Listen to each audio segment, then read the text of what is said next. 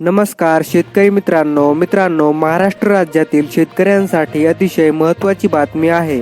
मुख्यमंत्री यांनी घेतलेल्या पत्रकार परिषदेमध्ये सांगितले आहे की 26 मे पर्यंत शेतकऱ्यांच्या खात्यावर पीक विमा जमा केला जाईल।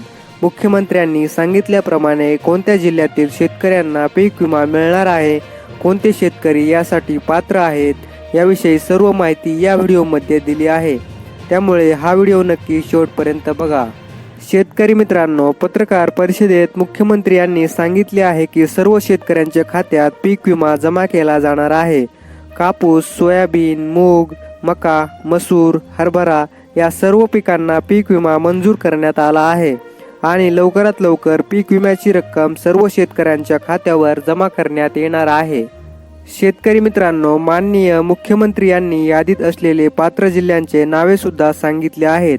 यामध्ये एकूण 28 जिल्ह्यांचा समावेश आहे।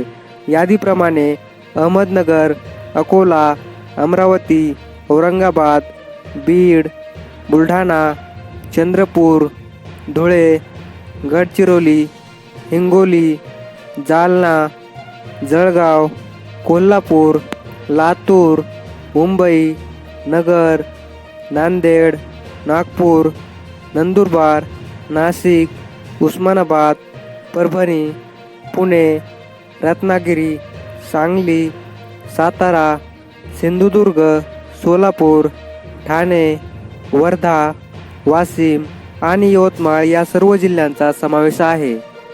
शेतकरी मित्रांनो, शेतकऱ्यांच्या खात्यात लवकरच पीक विम्याची रक्कम जमा होणार आहे।